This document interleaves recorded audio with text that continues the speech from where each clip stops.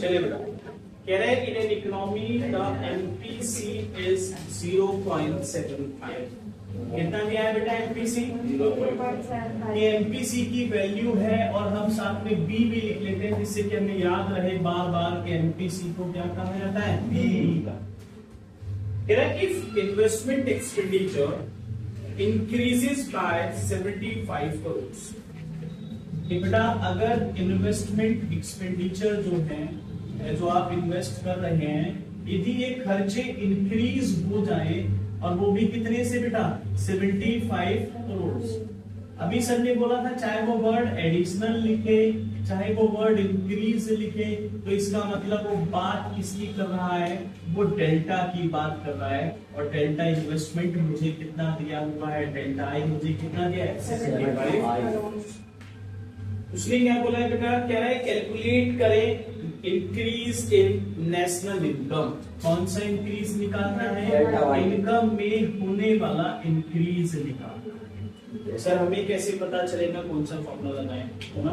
तो हम इधर आके चेक करते हैं बेटा, क्या कोई ऐसा फॉर्मूला है जिसमें डेल्टा वाई और डेल्टा आई लिखा हुआ है? आप ध्यान से देखो, यहाँ पे कोई फॉर्मूला ऐसा नहीं था, लेकिन जैसे हम इधर चले तो हमें एक फॉर्मूला दिखाई दे रहा है कि K is equal to delta y divided by delta I. अब सर अगर हम इस फॉर्मूले को यूज करते हैं delta y upon delta I, तो बेटा एक बात देखिए, मेरे पास इसकी वैल्यू क्या दी गई है? नहीं दी गई। क्या मेरे पास इसकी वैल्यू दी गई है? नहीं दी गई। तो एक फॉर्मूले में कोई दो मिसिंग वैल्यूज को हम इजीली सॉल्व नहीं कर सकते। एक वैल्यू तो सबसे पहला फिर मेरा काम क्या होगा? मुझे किसकी वैल्यू निकालनी पड़ेगी? K की वैल्यू निकालनी पड़ेगी। किसकी निकालनी पड़ेगी? K की। अब K के नीचे दो फॉर्मूले और लिखे हुए हैं कि K की वैल्यू निकालने के लिए 1/1 माइनस क्या कर दीजिए? एमपीसी कर दीजिए। K निकालने के लिए 1/1 माइनस क्या कर दीजिए? एमपीएस कर दीजिए। अब सर हमारे पास क्या दिया हुआ था? हमारे पास एमपीसी दिया था, तो हम कौन सा फॉर्मूला यूज करेंगे? हम यूज करेंगे 1 माइनस एमपीसी। अब भाई 1 में से यदि आप एमपीसी की वैल्यू को माइनस करेंगे तो इसकी वैल्यू बेटा 0.25 डेसिमल हटाकर ऊपर 0 आएंगे और आप इसे कट करेंगे तो आपके पास A की वैल्यू का मतलब हम इसे क्या कहते हैं? हम इसे कहते हैं इन्वेस्टमेंट मल्टीप्लायर।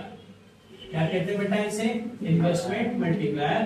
कि हमने जितना भी इन्वेस्टमेंट किया होगा उससे हमारी जो इनकम है वो कितने टाइम्स बढ़ेगी? 4 टाइम्स बढ़ेगी, 4 गुना बढ़ेगी। तो भाई अगर K की वैल्यू आपको मिल चुकी है, इस बार हमें डेल्टा वाई निकालना है, कैलकुलेट करना है।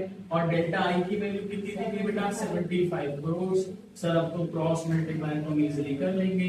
Delta y is equal to 4 into 75 और इसका आंसर आएगा 300 करोड़ जाकर ये हमारा खत्म हो गया।